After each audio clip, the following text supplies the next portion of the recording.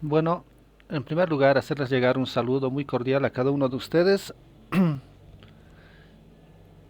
Continuando con las actividades académicas, según cronograma de la Cátedra de Anatomía Humana, nos corresponde hablar acerca de la región supra e infraioidea y también de la glándula tiroides. Quien les habla, el doctor Grover Kojira Waita. Entonces, para poder hablar de la región supra e infraioidea y la glándula tiroides, son estructuras que se localizan a nivel del cuello. Entonces tenemos que hablar del el cuerpo humano. Para su estudio se divide en cabeza, tronco y extremidades apendiculares, extremidades superiores y extremidades inferiores. Actualmente estamos con el estudio de la porción más superior, ¿no?, de la porción de la cabeza. El cuello. El cuello es un cilindro que une la cabeza con el tronco y con los miembros apendiculares. Es una zona de paso principal para las estructuras que pasan entre la cabeza y el tronco, y también hacia los miembros superiores. Es la zona de transición entre la base del cráneo, que está superiormente, y las clavículas, que están inferiormente. Este cuello se localiza entre la cabeza y el tórax. Para su estudio vamos a delimitar superior e inferiormente. El límite superior está dado por el borde inferior de la mandíbula. Es una estructura que se puede observar y se puede palpar de manera fácil. También alcanza lo que son las apófisis mastoides y la protuberancia occipital externa. A los lados, las líneas curvas occipitales superiores. El límite inferior está dado por la presencia del esternón. El esternón es el hueso más anterior del tórax, que en su borde superior presenta la escotadura yugular. Lateralmente se articula con las clavículas. Las clavículas presentan un borde anterior y un borde posterior, los cuales delimitan la región del cuello de la región del tórax. Estas clavículas anteriormente van a delimitar la región del cuello y posteriormente está hasta la altura de la parte inferior de la séptima vértebra cervical. En realidad, el disco que se localiza entre la séptima vértebra cervical y la primera vértebra torácica. Lateralmente corresponde a los bordes superiores de las escápulas, de los omóplatos. Entonces, esta es la región del cuello, en el cual vamos a estudiar las estructuras que nos correspondan.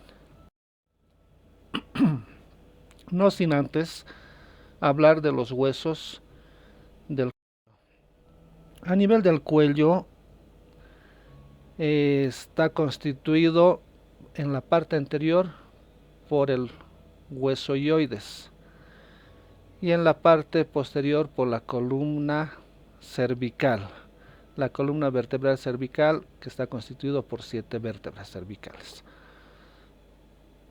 El hueso ioides,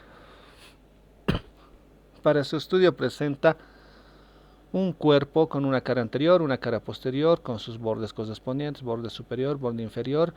A los lados, la presencia o la emergencia de dos procesos, las astas mayores y las astas menores a cada lado. En este hueso tiene la particularidad de que es el único hueso que no se articula con ningún otro hueso de la economía del cuerpo. Tiene su relación con el resto de los huesos a través de estructuras musculares, principalmente. Este hueso constituye el esqueleto de la lengua y a la vez va a constituir el esqueleto que va a dar el sustento, la inserción a los músculos que van a corresponder a los músculos suprayoideos y a los músculos infrayoideos. También es el armazón que va a suspender lo que es la laringe. A manera de repaso, el hueso mandíbula. El hueso maxilar inferior, que es un hueso impar que por sí solo constituye la mandíbula, que para su estudio va a presentar un cuerpo y las ramas laterales. El cuerpo con una cara anterior, una cara posterior, borde alveolar superior y un borde inferior.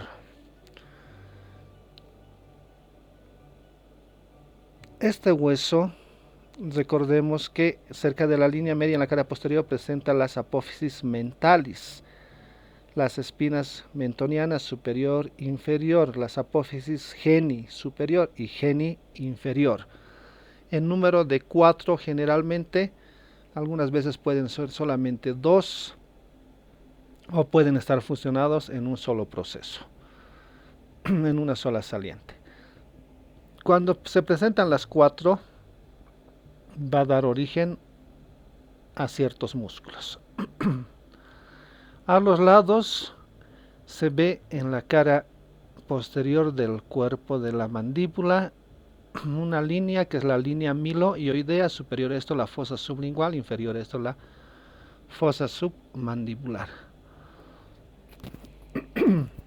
En el borde inferior del hueso mandíbula, cerca de la línea media, se ve 2 depresiones, las fositas digitales, a cada lado.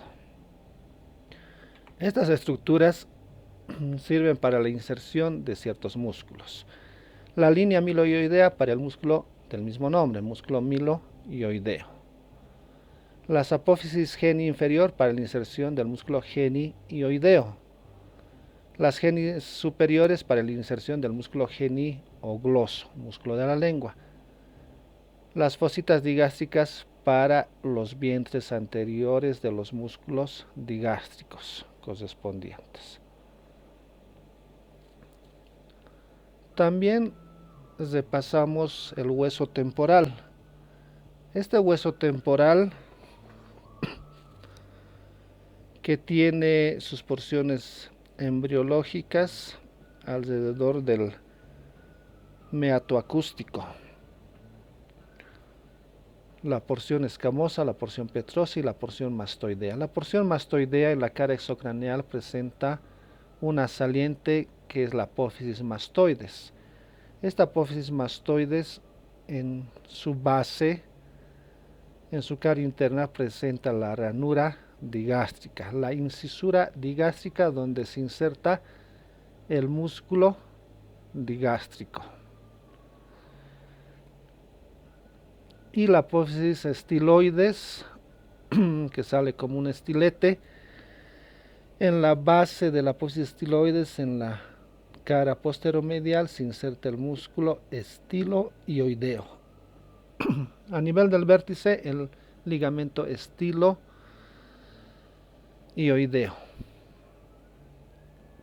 Es este el que nos interesa, el músculo.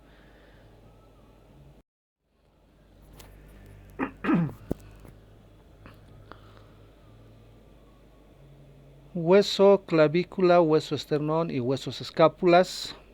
La clavícula y la escápula forman la cintura torácica. Acá vemos la cavidad torácica con el esternón con sus 3 porciones, manubrio, cuerpo y apéndice xifoides.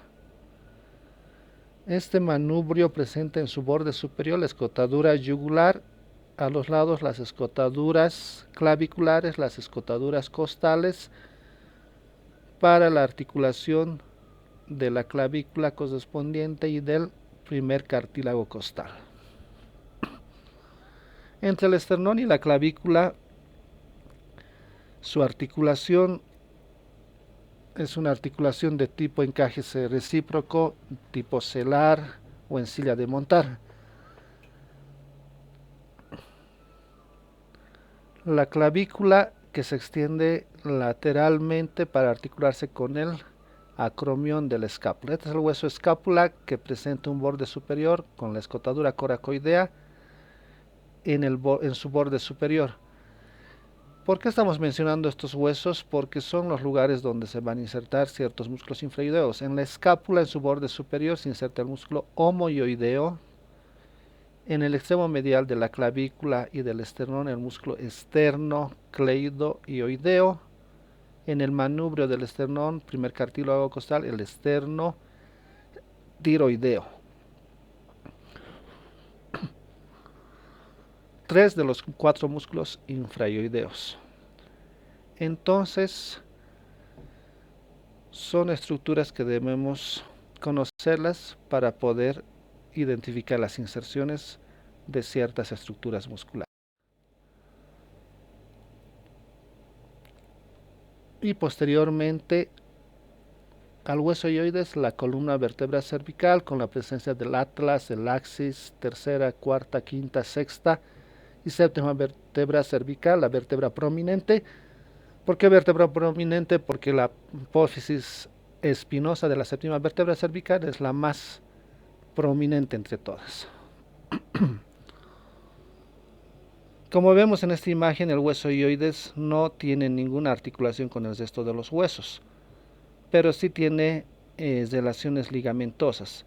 El ligamento estiloioideo que va del vértice de la apófisis estiloides al vértice del asta menor del hueso ioides superiormente, y donde presta o lo sujetan varios músculos supraioideos y músculos de la lengua. Inferiormente tiene relación el hueso ioides con la laringe, que está constituido por el cartílago tiroides, cricoides y los anillos de la tráquea. Este cartílago tiroides presenta astas superiores, astas inferiores, una cresta externa. El cartílago tiroides presenta una unión que en el hueso ioides a través del ligamento tiroioideo medio y los ligamentos tiroioideos laterales.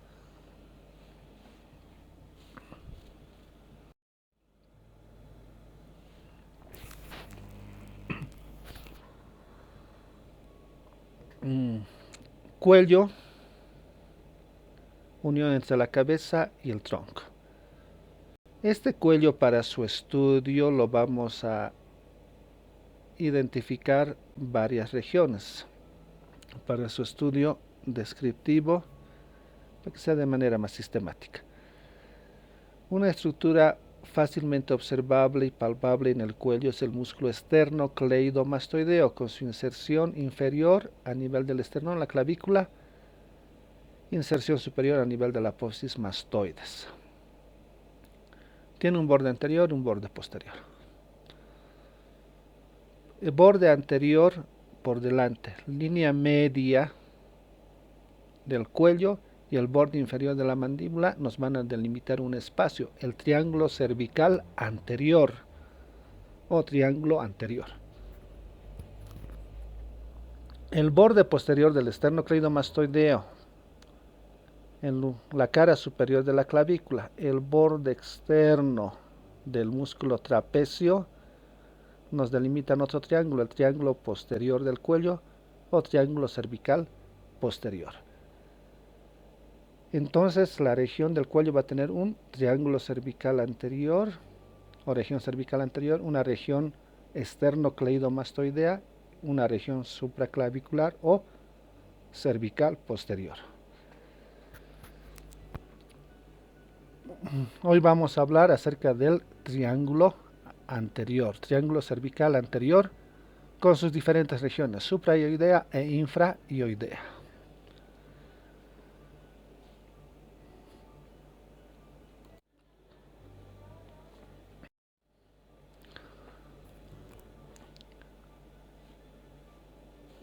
Músculos de la región cervical anterior. Los músculos de la región cervical anterior, por la presencia del hueso ioides, los vamos a agrupar en dos grupos, músculos supraioideos y músculos infraioideos, en número de 4 superiores y 4 infraioideos. De los músculos supraioideos están presentes el músculo digástrico y estiloioideo plano superficial, músculo miloioideo plano medio, músculo genioideo plano profundo. Músculos infraoideos, dos planos, plano superficial, plano profundo. Externo tiroideo, homoioideo, plano superficial, externo ioideo y el tiroioideo, plano profundo. Son los 4 músculos de la región infraoidea y los 4 músculos de la región supraioidea.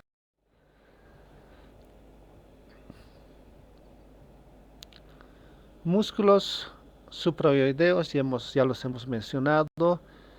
Vámonos con el plano superficial. Recordando la parte ósea, el origen y la terminación de los músculos.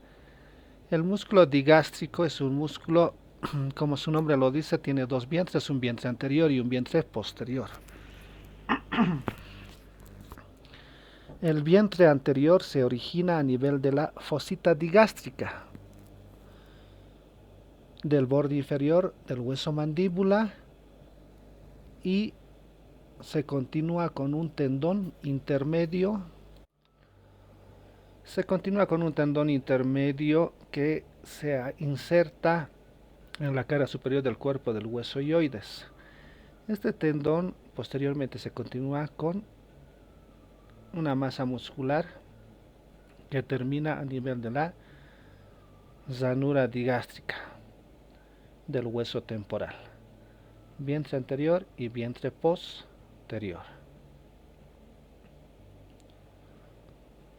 La acción de este músculo se actúa de manera independiente cada vientre. El vientre anterior, si tomamos como punto fijo el hueso ioides, deprime la mandíbula. Si tomamos como punto fijo la mandíbula, asciende el hueso ioides. El vientre posterior va a ascender el hueso ioides. Músculo estiloioideo. El músculo estiloioideo deriva su nombre porque se origina en la apófisis estiloides. Base cara medial de la apófisis estiloides. La masa muscular alargada por delante del vientre posterior del músculo digástrico va a terminar a nivel del cuerpo del hueso ioides. Antes de su terminación se divide en fibras tendinosas en dos filetes de fibras tendinosas, una medial y otra lateral, que hacen como un arco, como un canal alrededor del tendón intermedio del músculo digástrico. Eso ocasionalmente, o bien puede pasar que todas las fibras pasan lateralmente y muy poco frecuente que todas las fibras pasan medialmente. El músculo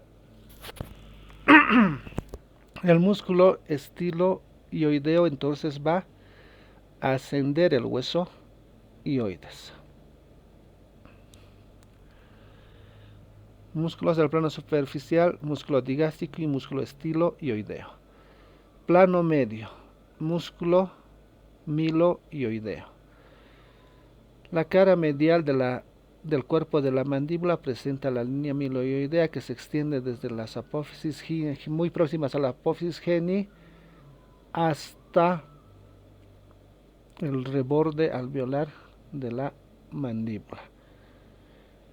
La línea miloioidea, el origen del músculo miloioideo, y sus fibras que se dirigen posteriormente y medialmente van a ir al zafe medio del piso de la boca, que es una estructura conjuntiva donde se van a insertar ambos músculos miloioideos. Y también va a terminar en el cuerpo del hueso ioides. El músculo miloioideo por sí solo constituye el piso de la cavidad bucal, separando la región supraioidea de la cavidad bucal propiamente dicha.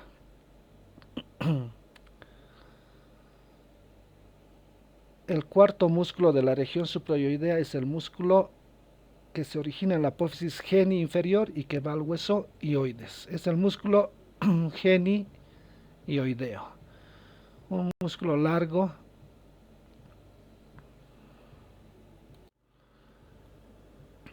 Entonces, esos son los 4 músculos que van a constituir la región suprayoidea. La acción del músculo genioideo va a llevar el hueso ioides anteriormente. La inervación de estos 4 músculos. El vientre posterior del músculo digástrico y el músculo estiloioideo están inervados por el nervio facial. El vientre anterior del músculo digástrico y el músculo miloioideo están inervados por el nervio trigémino. Entonces tenemos facial y tenemos nervio trigémino. El músculo genioideo, este músculo está inervado, recibe una rama del nervio hipogloso, pero en realidad lleva fibras del nervio cervical 1 por una anastomosis que se producen entre estas dos estructuras nerviosas. Músculos suprayoideos. Músculos infrayoideos. Entre los músculos infrayoideos, los que están localizados inferiormente al hueso ioides, igual una de sus inserciones va a ser en relación a este hueso. Tenemos 2 planos, un plano superficial y un plano profundo. Plano superficial está constituido por un músculo medial, que es el músculo esternocleidoideo, músculo en forma de cinta, y que termina en el cuerpo del hueso ioides. Acción: deprime el hueso ioides. Músculo homoioideo. El músculo homoioideo igual es un músculo digástrico que tiene un tendón intermedio. El vientre inferior se origina en el hueso escápula, en el borde superior del hueso escápula, muy cerca a la escotadura coracoidea. Asciende sus fibras, se continúa con el tendón intermedio y posteriormente una masa muscular que termina a nivel del cuerpo del hueso ioides. Su acción también deprime y lateraliza el hueso ioides. Músculos del plano profundo. Los músculos del plano profundo son 2. El músculo externo tiroideo, que viene del hueso esternón, del cartílago, del primer cartílago costal, y que termina en la cara externa del cartílago tiroides, en la línea oblicua o en la cresta oblicua. Si falta esta, se inserta en un arco tendinoso que se forma a esta misma altura. Y superior a esto, pareciera que continúan estas fibras que se originan en el hueso tiroides y termina en el hueso ioides, que corresponden al músculo tiroioideo. Todos estos músculos son los músculos infraioideos. La inervación de los músculos infraioideos está dada.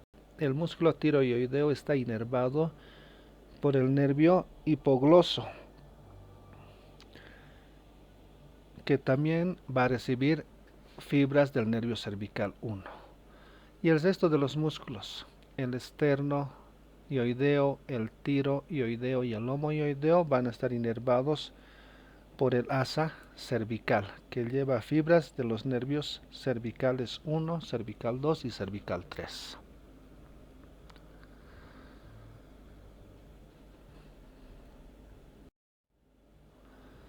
Entonces,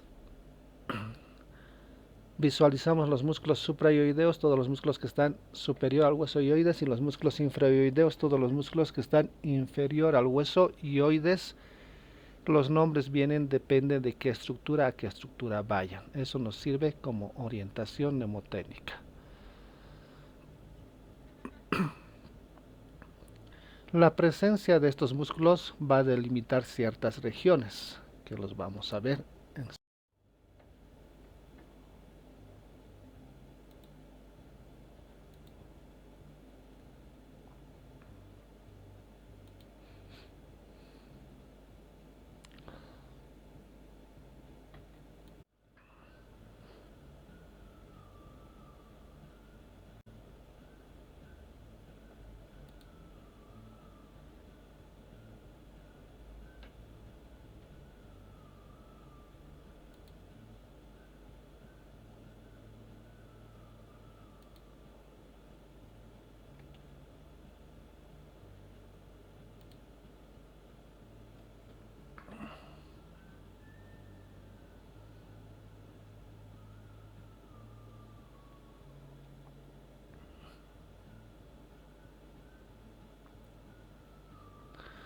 La masticación es un proceso en el cual intervienen varios de los músculos masticadores faciales, principalmente los músculos de la lengua.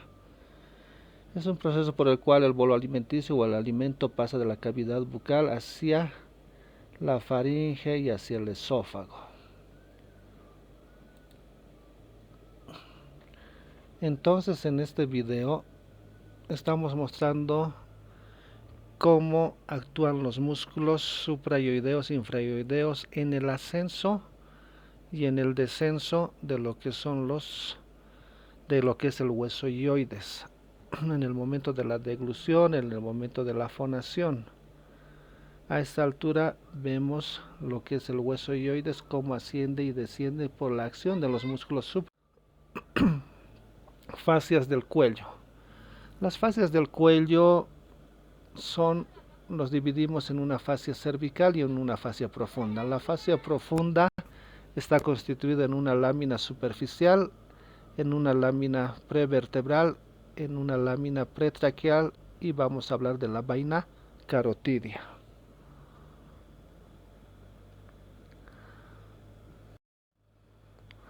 La fascia superficial del cuello es una fascia que va a englobar al músculo platysma. Es una fascia que está en relación al músculo cutáneo del cuello, que se va a extender desde el borde inferior de la mandíbula. El músculo platysma se inserta a nivel del borde inferior de la mandíbula, tiene continuidad con el músculo triangular de los labios, el músculo bucinador, e inferiormente está en relación a la clavícula, tiene una inserción cutánea a nivel de la clavícula, a nivel de la región deltoidea. Este músculo platysma corresponde a los músculos faciales, inervado por el nervio facial, y es un músculo que tiene sus inserciones a nivel de la piel. La fascia cervical profunda. Esta fascia cervical profunda va a presentar tres hojas, una lámina superficial, una lámina media y una lámina profunda. La lámina superficial por debajo del músculo platysma. La fascia superficial por debajo del músculo platysma se extiende desde la línea media, es una hoja que se va a extender alcanzando el borde anterior del músculo esternocleidomastoideo, al cual lo envuelve, presentando dos hojas, una superficial y otra profunda al músculo esternocleidomastoideo. En su borde posterior las dos hojas se fusionan para llegar a dividirse nuevamente a nivel del borde lateral del músculo trapecio, alcanzando el ligamento occipital. La lámina prevertebral o la lámina profunda es la lámina que va a estar en relación a la cara anterior de los cuerpos vertebrales y en relación a los músculos prevertebrales, también a los músculos escalenos, y envuelve todos los músculos relacionados a las vértebras. La lámina vertebral o prevertebral o cervical profunda, o la hoja profunda. La lámina pretraqueal. La lámina pretraqueal en relación a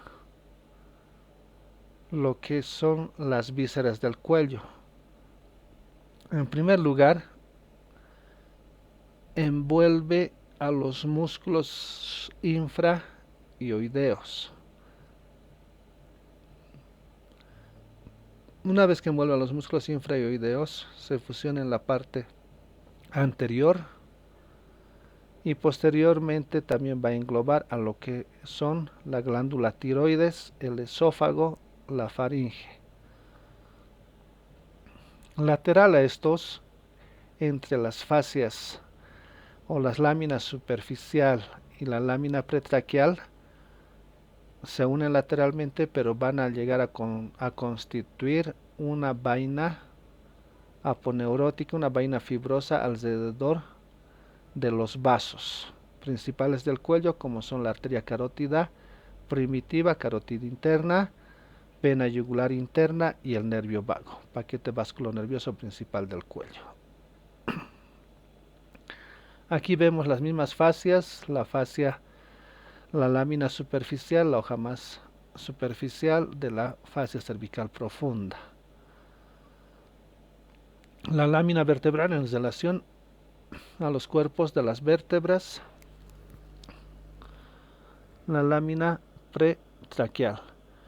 Aquí vemos algo interesante, que en la lámina superficial, cerca del borde superior de la horquilla esternal, se separan las dos hojas para formar un espacio supraesternal.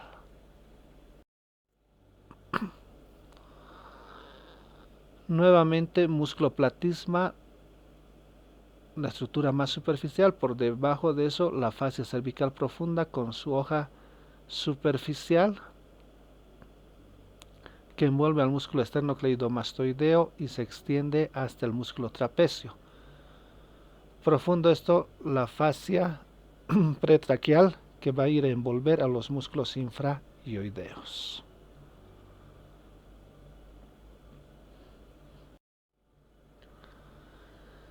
La presencia de estas fascias va a dar origen a ciertos compartimientos que se producen.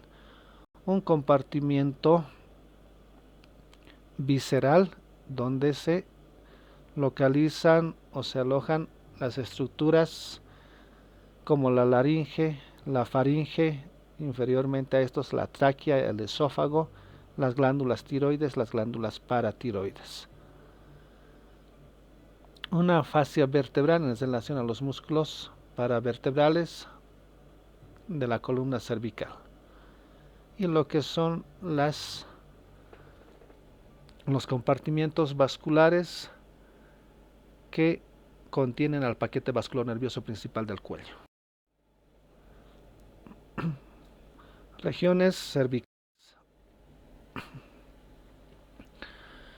Nuevamente, la región cervical del cuello, para su estudio delimitado en una región cervical anterior, una región cervical posterior y una región esternocleidomastoidea. La región cervical anterior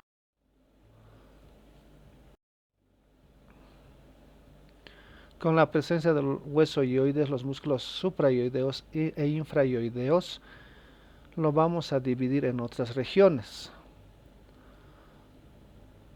o triángulos. Entre los dos vientres anteriores del músculo digástrico, entre y el cuerpo del hueso ioides, se forma un triángulo que está debajo del mentón, el triángulo submentoniano o triángulo supraioideo.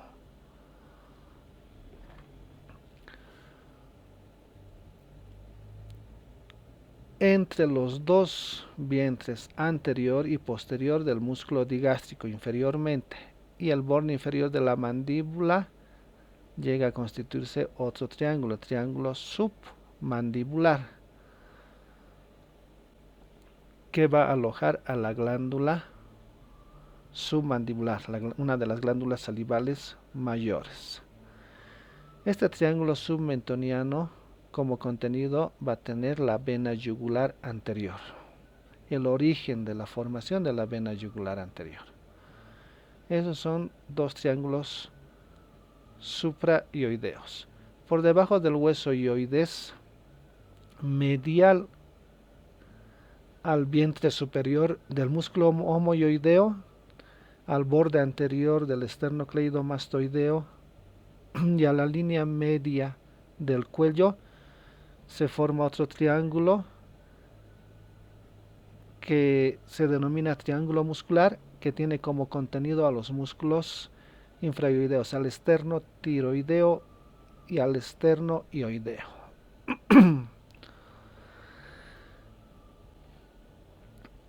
superior al músculo homoioideo, a su vientre superior, inferior al vientre posterior del músculo digástrico y con el borde anterior del músculo esternocleidomastoideo, delimitamos otro triángulo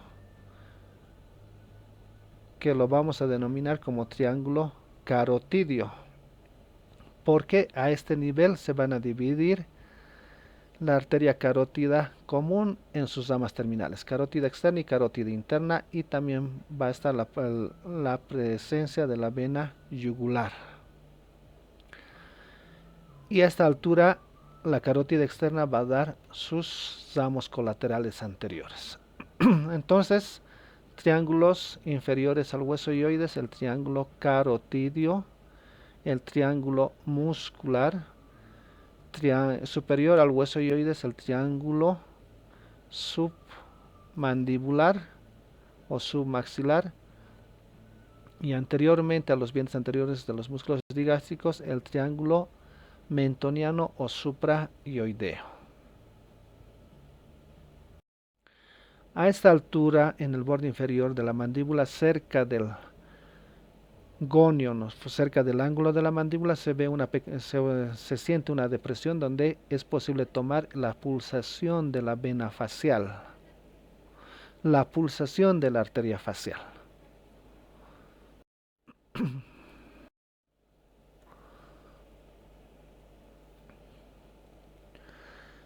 Celda submandibular, piso músculo miloioideo.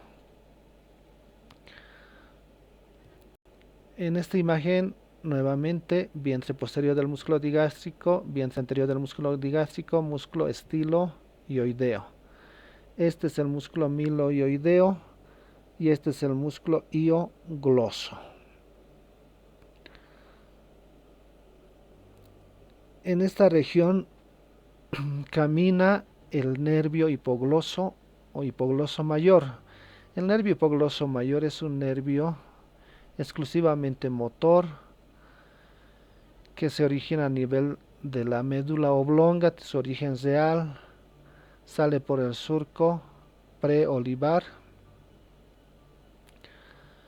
como origen aparente y sale por el agujero occipital anterior o conducto del nervio hipogloso, llega a la región supraioidea y forma una concavidad. Posterior al músculo vientre posterior del músculo digástrico e inferior al músculo hiogloso. Esta imagen corresponde a la vena yugular interna, la arteria, los vasos carotídeos, arteria carótida común que se divide en carótida externa y carótida interna. Vasos, arteria carótida primitiva, carótida interna, vena yugular interna y nervio vago a esa altura forman el paquete vascular nervioso principal del cuello, pero anterior a estos camina el ramo descendente del nervio hipogloso.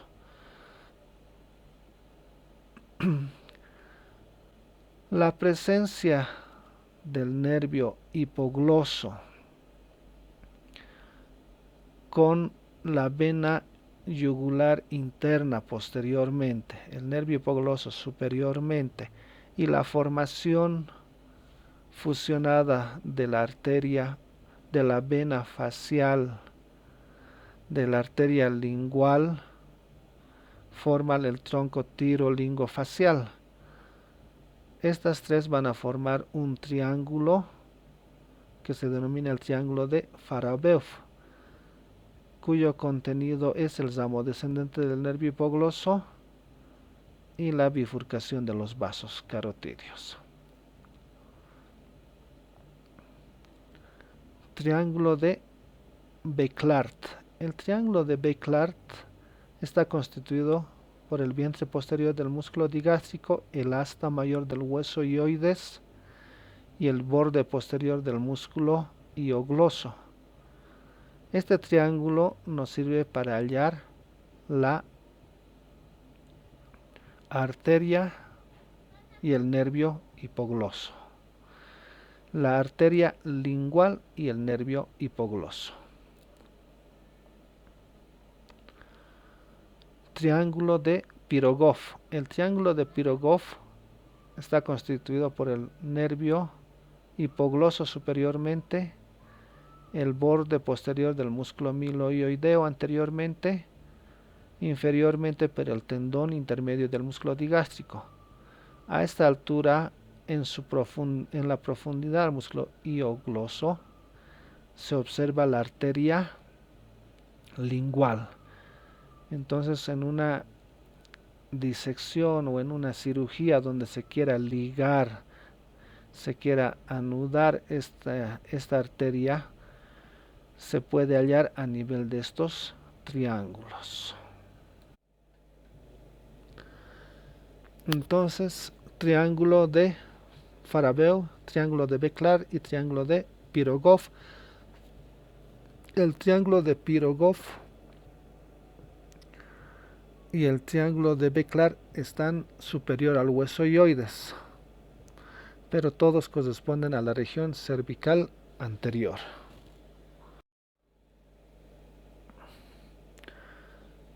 Nuevamente el triángulo de Farabeau entonces está constituido por el nervio hipogloso, superiormente por la vena tirolingofaringofacial.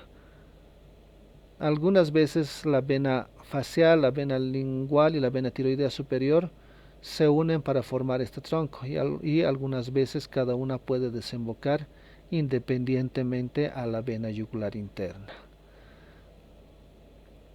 Y posteriormente la vena yugular interna. Contenido la arteria carótida externa con sus ramos colaterales y el ramo descendente del nervio hipogloso o el asa del hipogloso. Triángulo de Béclar, inferiormente hasta mayor del hueso hioides, superiormente músculo digástrico con su vientre posterior, posteriormente el borde posterior del músculo hiogloso. Contenido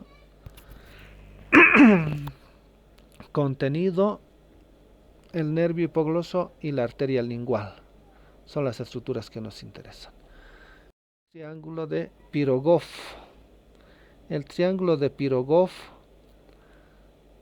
superiormente nervio hipogloso o hipogloso mayor, anteriormente borde posterior del músculo miloioideo, inferiormente el tendón intermedio del músculo digástrico y su contenido la arteria lingual, obviamente profundamente al músculo hiogloso.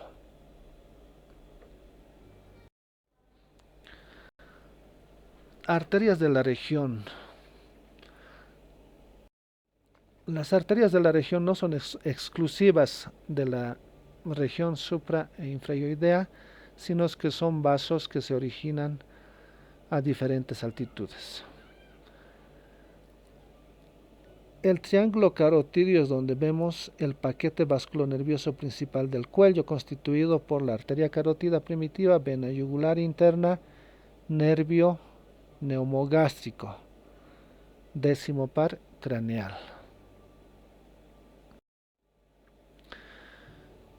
La arteria carótida común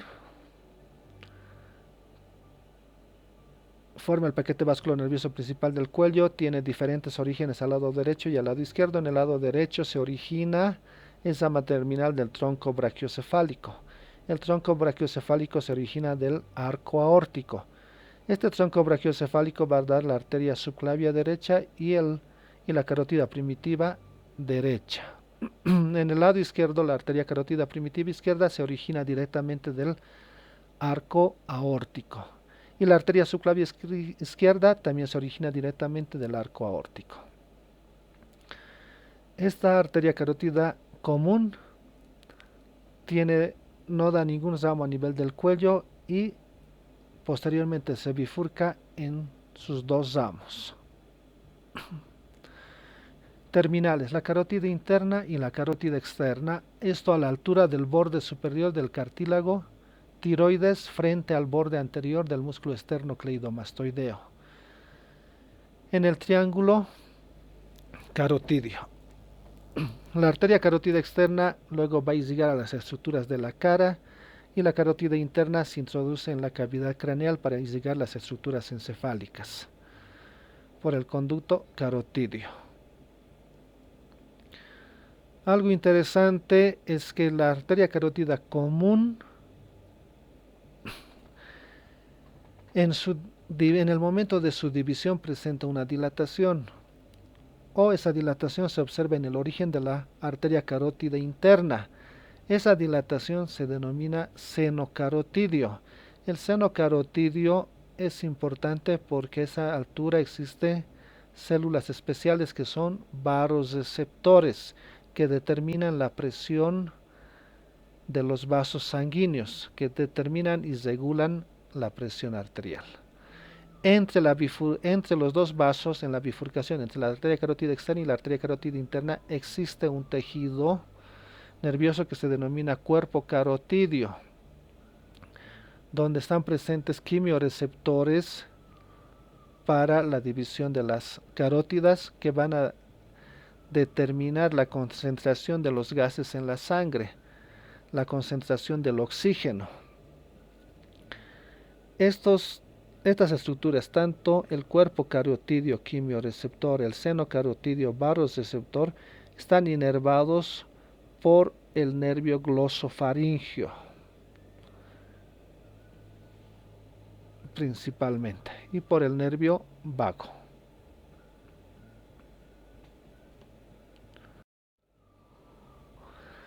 La arteria carótida externa va a tener ramos colaterales, ramos terminales, ramos colaterales, la arteria tiroidea superior, la arteria lingual, la arteria facial, quienes son ramos anteriores. Las arterias faringias o faringias ascendentes, que son ramos mediales, la arteria occipital y auricular posterior, que son ramos posteriores, y sus dos ramos terminales, la arteria temporal superficial y la arteria maxilar interna.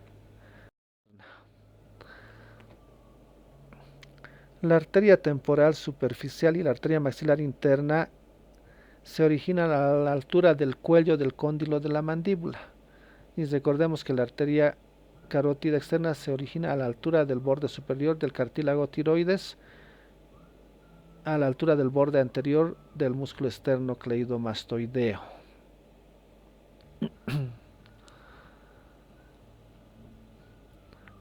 Y a esta altura se presenta el seno carotidio y el glumo carotidio. Un estímulo a nivel de este seno carotidio nos puede, como está inervado por el nervio vago, nos puede producir bradicardia, enlentecimiento de la frecuencia cardíaca. Entonces en esta imagen vemos las ramas colaterales de la arteria carótida externa. Las que nos interesan son las anteriores. La arteria tiroidea superior, que va a irrigar la glándula tiroides. La arteria lingual, destinada a la lengua. Y las podemos hallar en los triángulos de Beckert y de Pirogov, respectivamente. Y la arteria facial, con sus curvaturas supraglandular, submaxilar y curvatura facial, que va a ir a irrigar las estructuras de la cara hasta terminar en el ángulo interno del ojo como arteria angular. En su trayecto va dando ramos para la glándula, la arteria palatina ascendente, las arterias glandulares, la arteria mentoniana, la arteria supraioidea. La arteria lingual va a dar ramas, las ramas principales, la arteria dorsal de la lengua, y termina como arteria sublingual y la arteria ranina.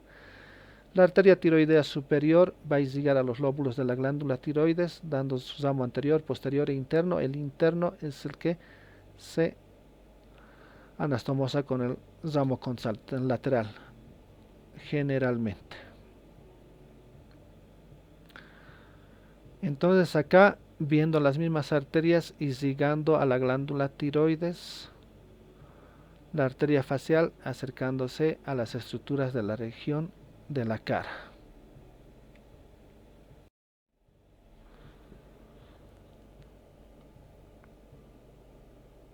La arteria facial profunda a la glándula submandibular, la vena facial superior a la glándula submandibular. Venas de la región. Las venas de la región son satélites de las arterias. En la región cervical anterior, la vena que se origina a nivel del tegumento, a nivel de la piel de la región submentoniana, las venas yugulares internas, que desembocan en las venas subclavias, generalmente presentan una serie de anastomosis venosas. Las venas yugulares externas tienen su origen por la vena temporal superficial, la vena maxilar, pero estas venas yugulares externas corresponden a la región esternocleidomastoidea.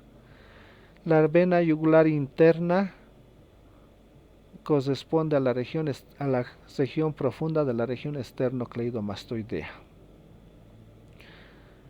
Entonces encontramos las venas yugulares anteriores que están en relación a la región anterior del cuello.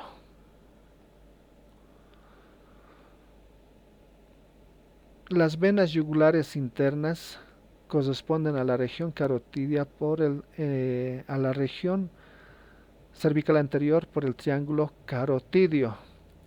La importancia de esta vena es que recoge la sangre de los senos venosos de la cavidad craneal y es una vena que va a anastomosarse o se va a unir a la vena subclavia para formar los troncos venosos brachiocefálicos derecho e izquierdo respectivamente. Nervios de la región. Los nervios de la región al igual son nervios de paso. El nervio accesorio o espinal muy poco se visualiza en la parte superior de la región suprayoidea y alcanza directamente el músculo esternocleidomastoideo y el músculo trapecio. Nervio glosofaringeo también para alcanzar estructuras profundas va a ir a inervar lo que es la faringe, también va a inervar lo que son los quimioreceptores, vasoreceptores del seno iglúmus carotidio. Nervio hipogloso, 12º par craneal, ya se ha descrito que tiene un trayecto para llegar a la lengua, es un nervio exclusivamente motor para la lengua. Va a formar parte de los diferentes triángulos del cuello, triángulo de Farabeu, continente del triángulo de Farabeu, contenido del triángulo de Béclard y continente del triángulo de Pirogov. El nervio hipogloso.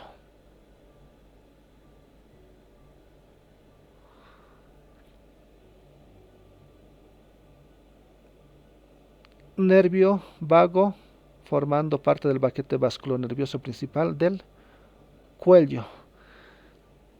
Este nervio vago camina por la región abdomen. Forma parte del paquete vasculonervioso principal del cuello. Va a dar origen a lo que es dos nervios importantes, los nervios laringeos recusentes para la inervación de la laringe.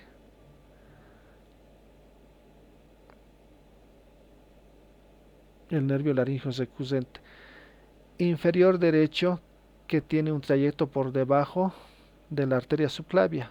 En cambio, el nervio laringeo recusente izquierdo tiene un trayecto recusente inferior al callado de la aorta.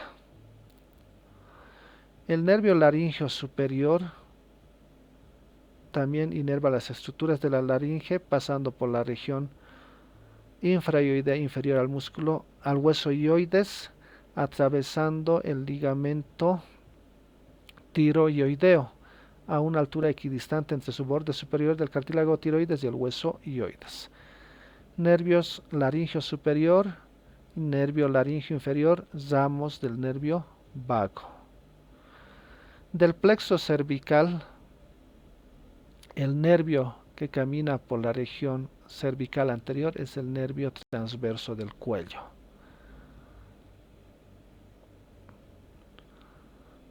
Recordemos que el músculo platysma está inervado por el nervio facial.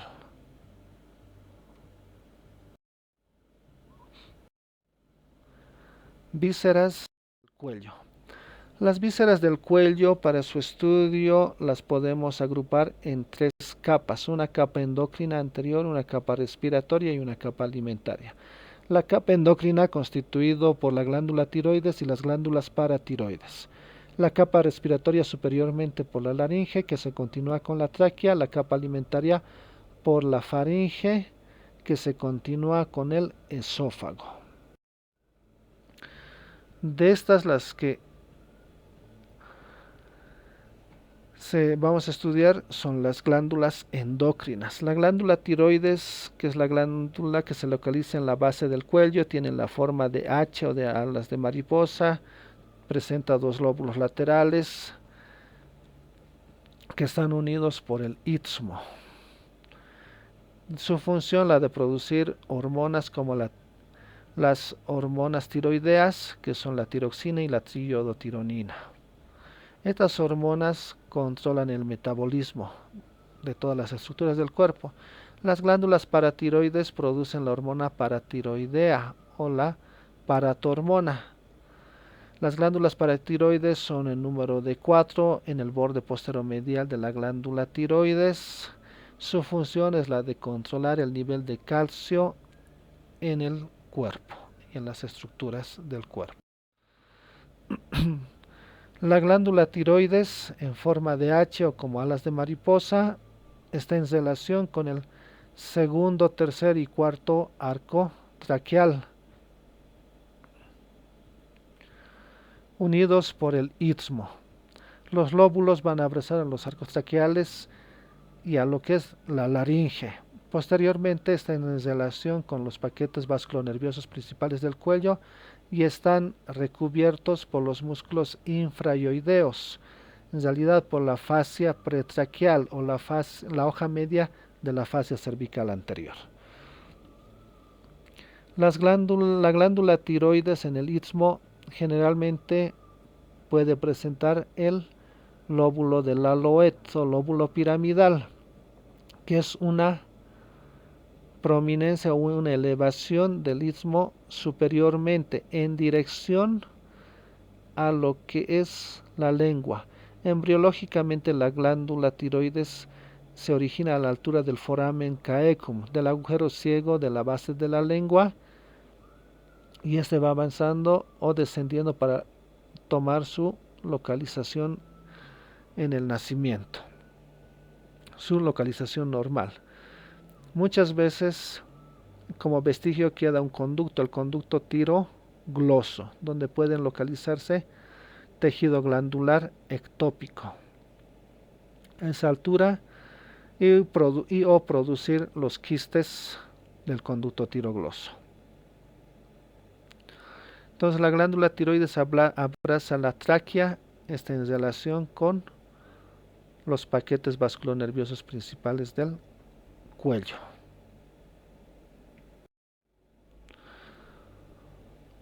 Aquí vemos las glándulas paratiroideas, generalmente en número de 4. Algunas veces pueden ser 2, pueden ser 2 a un lado, 1 en otro lado. Lo más frecuente es el número de 4.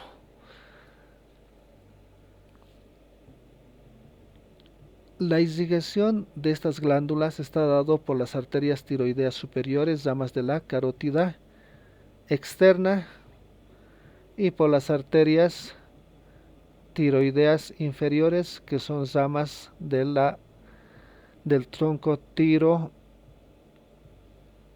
cervical, que esa rama se origina de la arteria subclavia. La arteria que va a irrigar a las glándulas paratiroideas son las arterias tiroideas inferiores, pese a que también puede producirse anastomosis entre las arterias tiroideas superiores y tiroideas inferiores.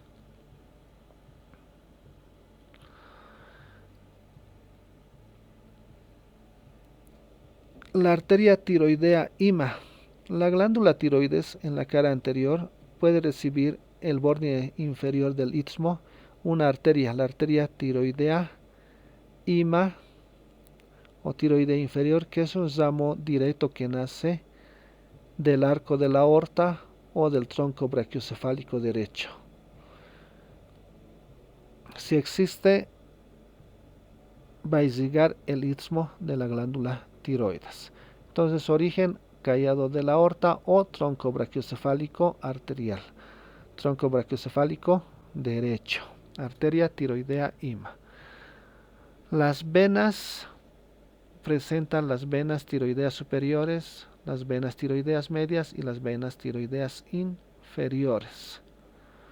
Es una glándula ricamente vascularizada por su función como una glándula de secreción interna, como las glándulas endocrinas, tiene que vertir su secreción al sistema circulatorio a través de estas venas.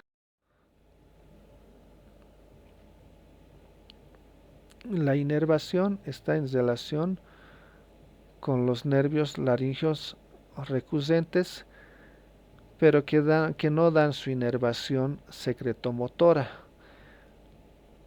sino nos dan una inervación hacia los vasos de estas estructuras. Entonces, nervios vagos para observar los nervios laringeos recurrentes. Se llama nervio laringeo recurrente porque recurre debajo de los vasos sanguíneos. En el lado derecho por debajo de la arteria subclavia y en el lado izquierdo por debajo del callado de la aorta. La glándula tiroides va a secretar las hormonas tiroideas T3, T4, pero su estímulo no está dado por el sistema nervioso, sino está dado por la glándula hipófisis, que produce unas hormonas llamadas hormonas estimulantes de la tiroides, y esta hipófisis está regulado por el hipotálamo, que produce la hormona reguladora de la tiroides, que estimula a la hipófisis. La hipófisis estimula a la tiroides a través de sus hormonas, y esto haciendo que se produzca de manera homeostática la producción de las hormonas tiroideas. Imágenes de resonancia magnética donde nos sirve para ver la glándula tiroide con su istmo y ciertas estructuras del cuello, la tráquea, el esófago, cuerpos vertebrales, médula espinal, arteria carótida primitiva, vena yugular externa, músculos esternocleidomastoideos, músculos infraioideos. Igual una tomografía computarizada, un corte transversal a nivel de los lóbulos tiroideos. De igual manera vemos las estructuras. La glándula tiroides, en este caso, cuando hay un déficit de yodo en la alimentación de las personas, para cumplir su función adecuada, esta glándula puede aumentar de tamaño a lo que se denomina bocio. La característica del bocio son la presencia de las masas que corresponden a los lóbulos tiroideos, con la particularidad de que cuando existe este crecimiento de los lóbulos tiroideos, no va hacia arriba por la presencia de la fascia de la hoja media de la fascia cervical profunda, que se une al hueso hioides y que impide su ascenso.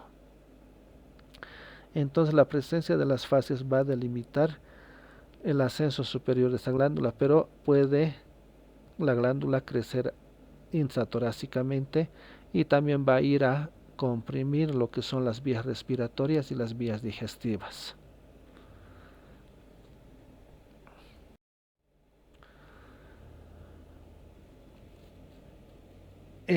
Bueno, En este tema hemos hablado de la región cervical anterior, del triángulo anterior que está por delante del músculo esternocleidomastoideo. Este triángulo anterior lo hemos dividido en una región suprayoidea, en una región infrayoidea por el hueso ioides. La región suprayoidea, con la presencia de los músculos de la región, los músculos digástricos principalmente, hemos delimitado el triángulo suprayoideo o el triángulo submentoniano, y entre los dos vientres anteriores del músculo digástrico más el borde inferior de la mandíbula, el triángulo submandibular con su contenido la glándula mandibular, submandibular principalmente, vasos faciales, sus ganglios. Inferiormente al hueso ioides hemos identificado el triángulo carotidio en relación al vientre superior del músculo del músculo homoioideo, borde anterior del músculo esternocleidomastoideo, músculo digástrico, su vientre posterior. Su contenido, arteria carótida externa y sus ramos colaterales. El triángulo muscular, con la presencia de igual borde anterior del músculo esternocleidomastoideo, músculo homoioideo y la línea media del cuello. Este triángulo superior, el triángulo submandibular, también lo hemos dividido en lo que hemos identificado el triángulo de Pirogov a esta altura, posteriormente el triángulo de Béclard y el triángulo de Farabeuf para identificar ciertas estructuras. Una serie de esquemas que simbolizan todos estos triángulos. Todos los triángulos en realidad están, para poder identificar los triángulos, tenemos que primero conocer los músculos, de dónde a dónde se extiende la forma de los músculos. Identificamos los músculos, nos va a ayudar a identificar los triángulos. ¿Para qué conocer los triángulos? Para saber qué es lo que pasa en esa altura, para saber dónde podemos encontrar el nervio hipogloso, la arteria lingual, a qué altura está la bifurcación de la arteria carótida primitiva, a qué altura se puede identificar en una intervención quirúrgica ciertas estructuras vasculares, nerviosas, musculares. Todas estas estructuras siempre cubiertas con las fascias, pero tomando en cuenta la situación, la posición de las estructuras musculares. Y para identificar los músculos siempre es bueno saber los huesos, que son las estructuras exactas y que no va a haber modificaciones en las estructuras óseas. Entonces todo eso correspondería a la región cervical anterior del cuello, que está entre la cabeza y la parte superior del tórax y el origen de los miembros apendiculares superiores. Muchas gracias por su atención y éxitos.